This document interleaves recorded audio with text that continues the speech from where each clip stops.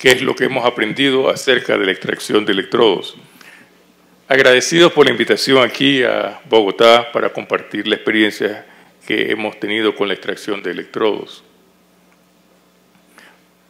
Brevemente, en los próximos 10 minutos vamos a hablar acerca del manejo de electrodos, infecciones y técnicas de extracción.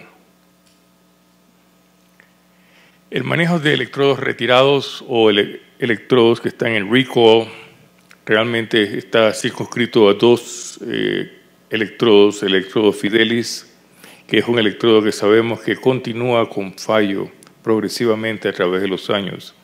Y básicamente, sumarizando la literatura, el grupo canadiense concluyó que al momento de cambio del generador es mejor extraer este electrodo o añadir un electrodo nuevo, porque este es un electrodo que va a continuar dando problemas.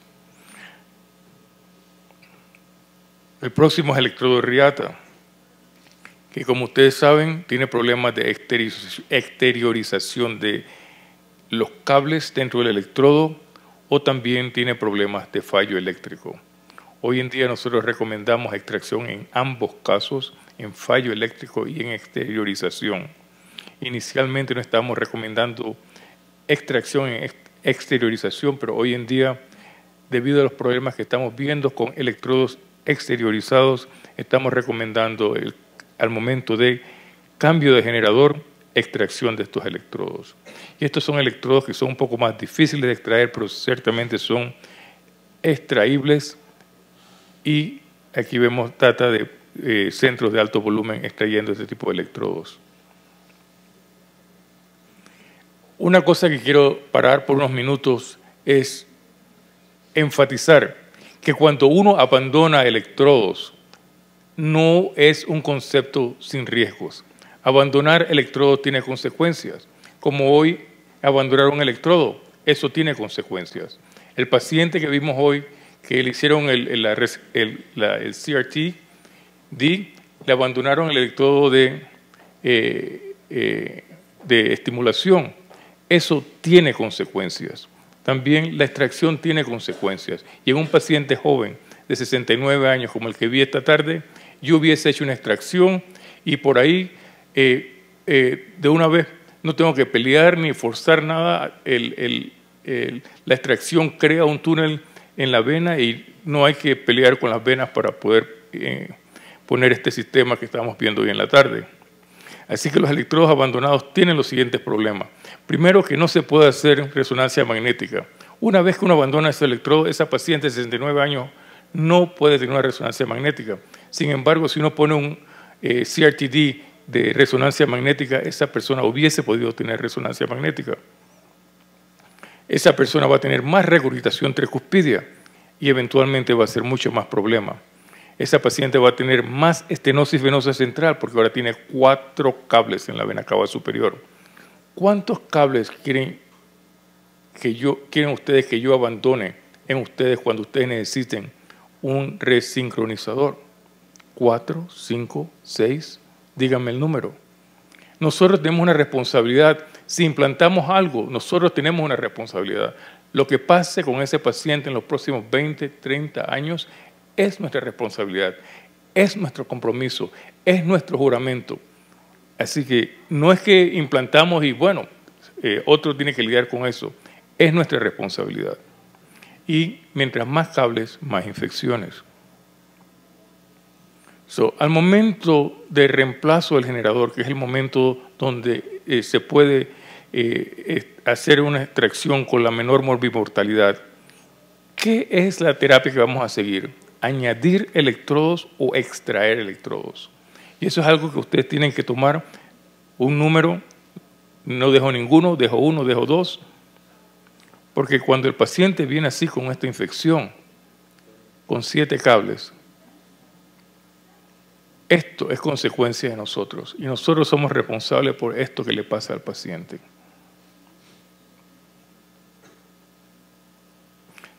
Sabemos en la literatura que cuando abandonamos más de 2 cables, la incidencia de infección aumenta. Y en nuestro hospital, mientras más cables abandonamos, vemos en pacientes de infecciones, más vemos endocarditis en estos pacientes. Eso me va a ayudar a cambiar el tema a infecciones. Las infecciones que vamos a hablar ahora son infecciones de tipo crónica. Hay guidelines de la American Heart Association en 2009 y de la American Heart Association en 2010, perdón, Heart Rhythm Society 2009 y American Heart Association 2010. Sabemos que hay un aumento en la cantidad de infecciones de marcapaso. Sabemos que los pacientes con fallo renal son los que más están a riesgo, seguido por diabetes, seguido por los pacientes en heart failure y respiratory failure.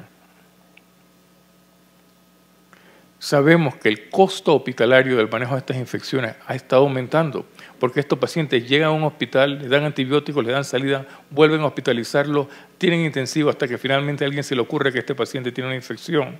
Esto nos está costando como promedio $150,000 por paciente, cuando una extracción vale menos de $30,000.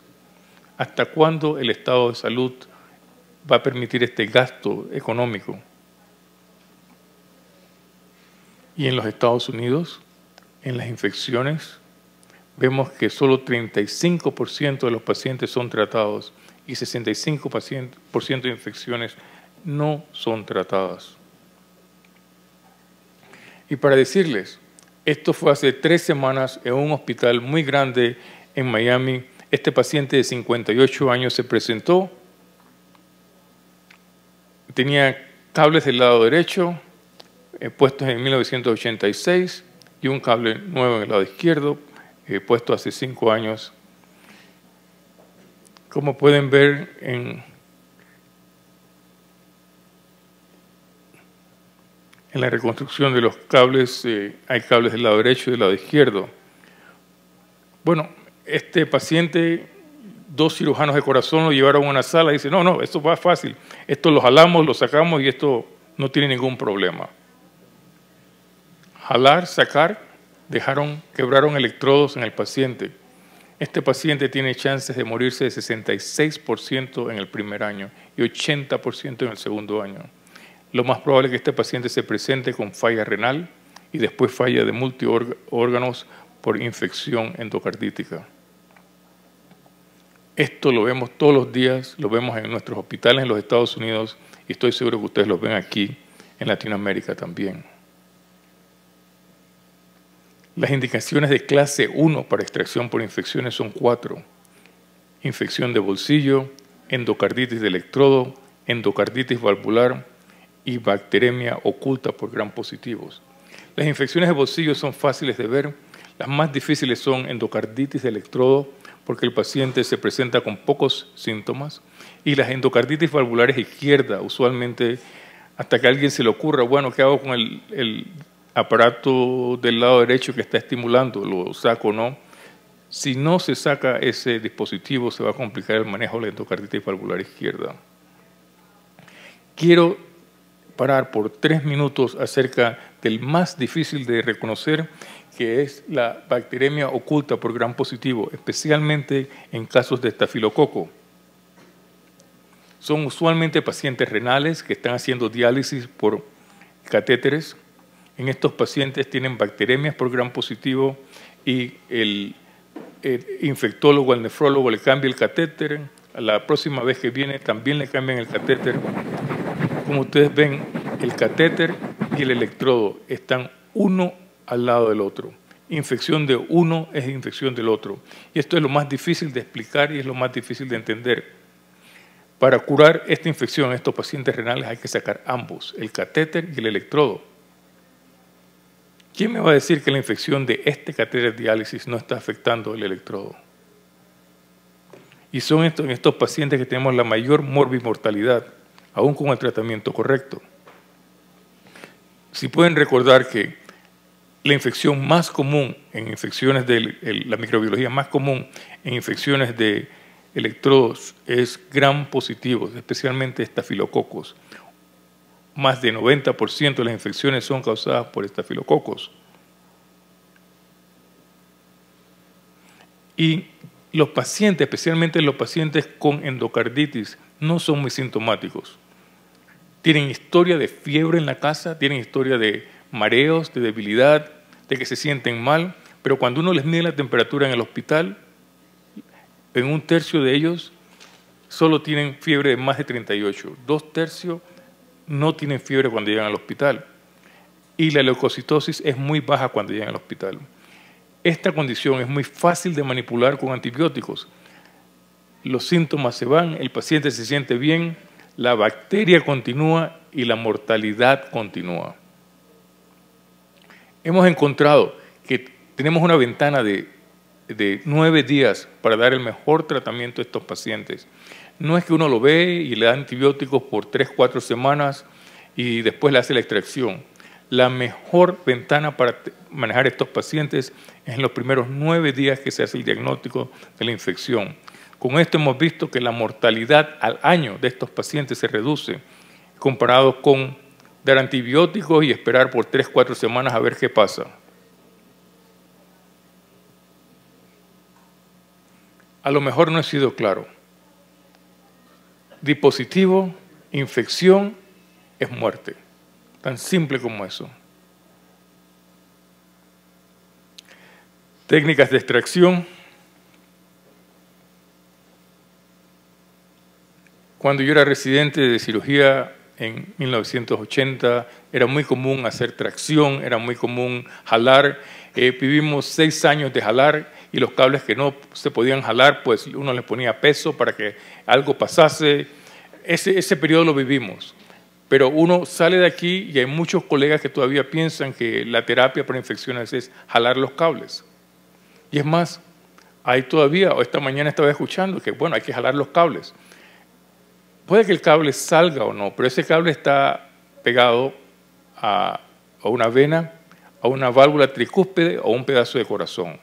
Así que jalar eso para ver si sale. Bueno, sale el cable, pero sale un pedazo de válvula tricúspide, sale un pedazo de miocardio, sale un pedazo de vena cava superior. De eso pasamos a catéteres plásticos. Después, en 1997, casi hace 20 años, se empezó a usar los rayos láser para extraer los cables de marcapaso. Electrocauterio, el láser de segunda generación y hoy en día usamos el láser de tercera generación que apareció en el 2012. También a la misma vez han aparecido vainas mecánicas como la válvula, la vaina de Evolution de Cook, el RL de Cook, y lo último en entrar en esta arena, este Tight Rail de Spectranetics. Realmente es la combinación de esto lo que hace muy eficiente la extracción de electrodos de marcapaso.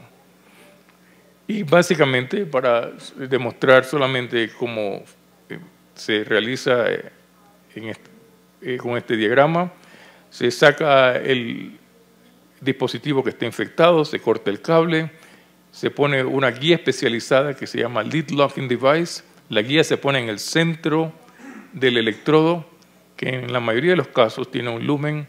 La guía se expande dentro del lumen y esto permite poner un catéter de láser. El catéter de láser entonces pasa haciendo ablación del tejido de cicatrización que mantiene el electrodo cicatrizado, ya sea a la vena inominada, a la vena cava superior, al atrio derecho, a la válvula tricúspide, al aparato subtricuspidio o al miocardio. Hoy en día, después de 20 años de láser, sabemos que esta terapia es bastante buena. Los eventos mayores adversos están alrededor de 1.4 a 2%. La mortalidad para esto está alrededor de 0.6 a 0.3%. Es decir, que este procedimiento que antes se hacía cirugía de corazón abierta a bomba, hoy en día es un procedimiento completamente endovascular con una morbimortalidad muy similar y muy parecida a otros procedimientos endovasculares, como la ablación, como intervenciones coronarias. Sin embargo, ese 2% de complicaciones a mí me mantiene motivado, me mantiene energético para ver cómo podemos evitar que haya 2% de complicaciones. Las complicaciones que ocurren pueden ser de dos tipos: intrapericárdicas o extrapericárdicas.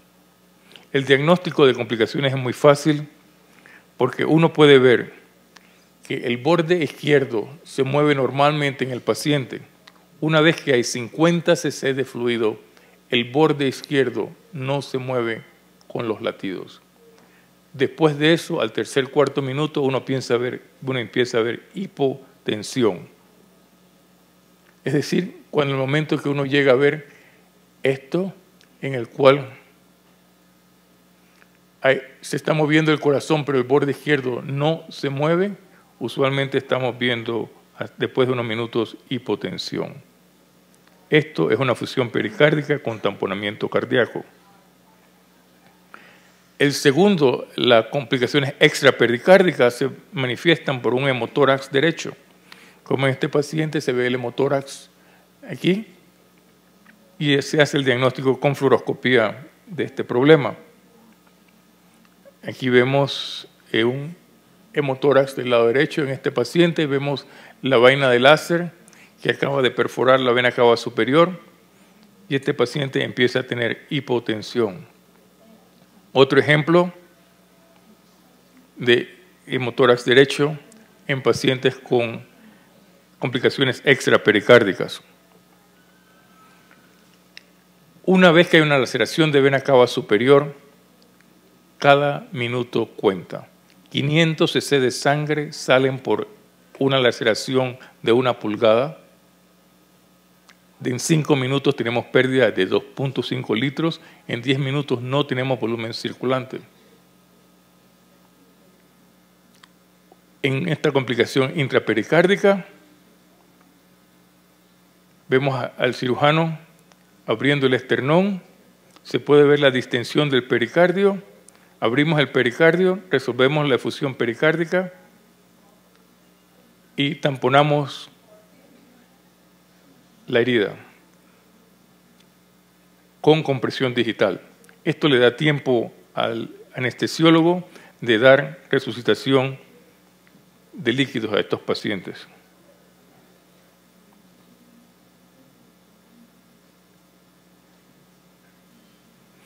En algunos pacientes hay que ponerlos en bomba, canulamos el atrio derecho y los ponemos en bomba para resucitarlos y también para hacer el tratamiento.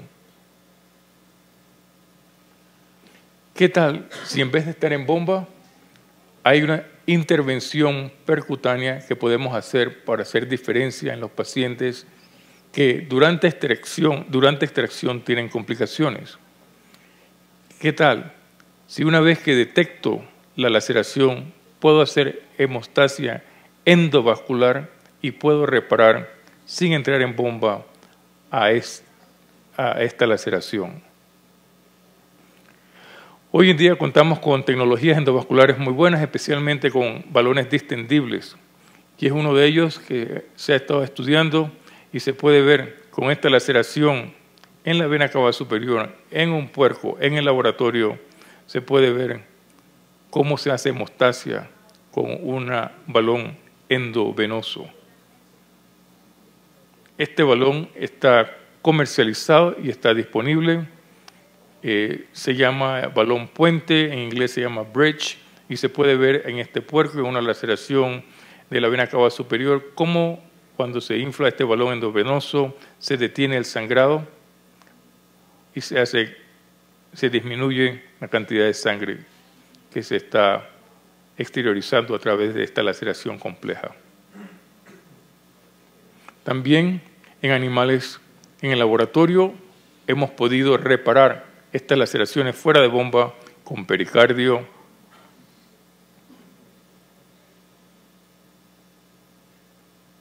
sin tener que entrar en bomba.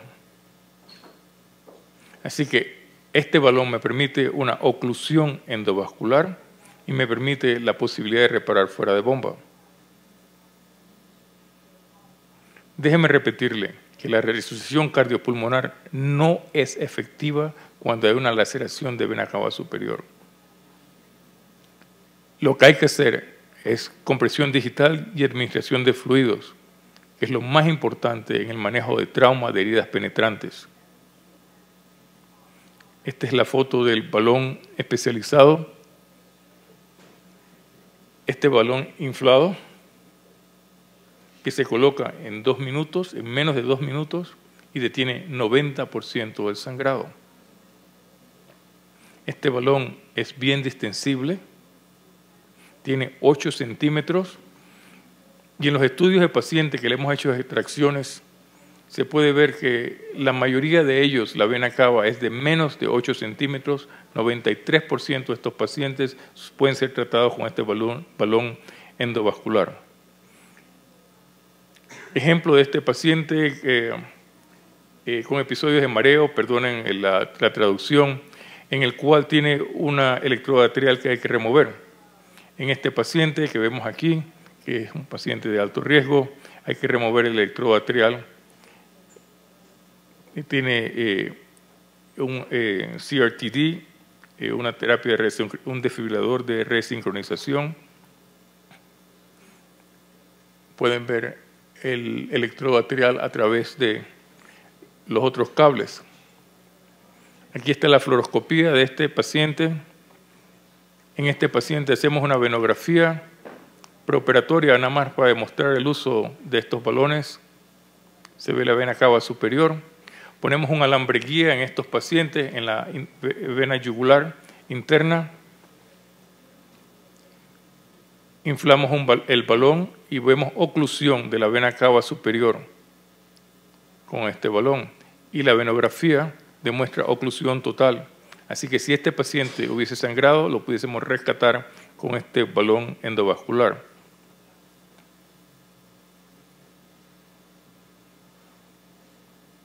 Y se hizo la extracción en este paciente, gracias a Dios sin novedad, y no hubo necesidad de usar tamponamiento de la vena cava.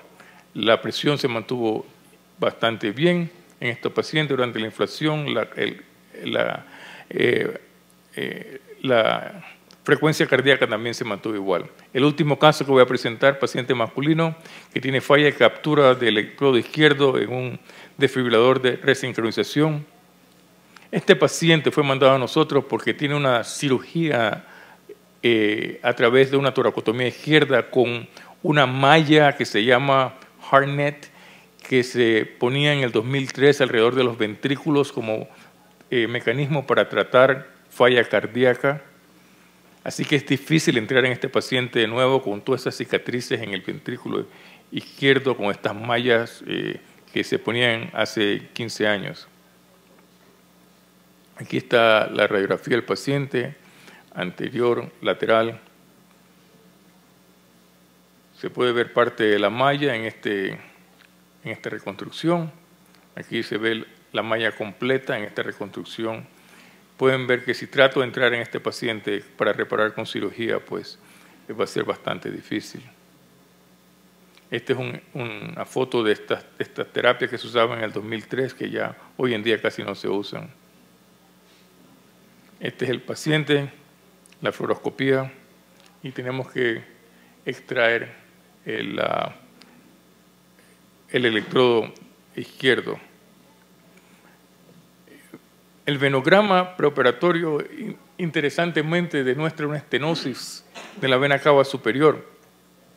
Hay una fibrosis con una estenosis de la vena cava superior, representando un reto para un balón de contrapulsación, para un balón endovascular en esa área. Pusimos un alambre guía en la vena yugular derecha, desde la ingle a la vena yugular derecha, y a través de eso avanzamos el balón endovascular.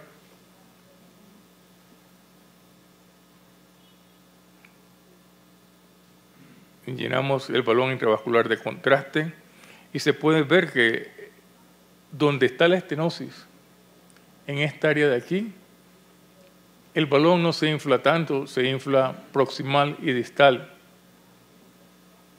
Así que se conforma al área donde está la cicatriz y la estenosis. El balón parece como una mancuerna y el venograma demuestra oclusión total de la vena cava superior a pesar de la deformación y la cicatrización en la vena cava superior.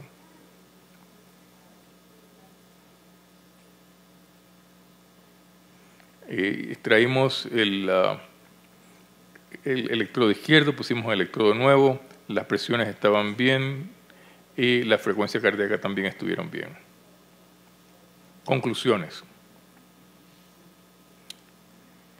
Espero que haya 0 electrodos abandonados, que haya 0 electrodos retirados en el mercado, que haya 0 pacientes con infecciones que no son reconocidas y que no son tratadas, y que haya 0 eventos adversos durante extracción. ¿Preguntas? Buenas tardes. Aquellos pacientes con infección del sistema de exteriorización, infección del cable, que están dependientes de marcapasos, ¿en qué momento implanta el dispositivo definitivo nuevo? En esos pacientes se le hace la extracción, se pone un marcapaso temporal y se hace cultivos después de la extracción. Si los cultivos están negativos, en 4 días estamos reimplantando de nuevo. Si los cultivos continúan positivos o si hay vegetaciones, esperamos de 7 a 9 días. Si a 7 o 9 días el paciente continúa con vegetaciones grandes o con cultivos positivos, se hace una implantación epicárdica. Nosotros en México solo tenemos el sistema mecánico de extracción. A mí, suponiendo, cuando tenemos un sistema con DR sincro y el ventrículo pierde o tiene ruido electrónico, a mí me da un poco de miedo tratar de extraer el ventricular porque con alguna frecuencia se me mueve el cable que está en el seno coronario o lo daño y eso implica a veces perder ese electrodo que es tan importante. En estos casos, ¿tú solo usas láser o qué recomiendas? Sí, el problema con las vainas mecánicas es que pueden dañar el electrodo que está vecino o el rayo láser no tiene ese problema. El rayo láser solo vaporiza los tejidos con agua. El plástico, la silicona, no los daña. Así que es muy benigno para las extracciones en las cuales uno quiere mantener otros electrodos en esa área, como el electrodo atrial, como el electrodo ventricular izquierdo. Y desde que tenemos 20 años no hemos visto ningún daño en los otros electrodos que no son los que se iban a extraer usando rayos láser. Particularmente los que son, digamos, hechos de tejido. Muy interesante. Este es un área de investigación extremadamente interesante. Yo odio las infecciones, así que yo espero que ambos productos en las investigaciones clínicas demuestren disminución de infecciones. Hay 2 productos, como tú lo has mencionado. El producto que tiene antibióticos y el producto que tiene tejido. Este no es un tejido cualquiera, es un tejido especializado, es un tejido que tiene una actividad antimicrobial in vitro y en vivo también. Así que estoy muy entusiasmado que estas 2 terapias pues salgan al mercado.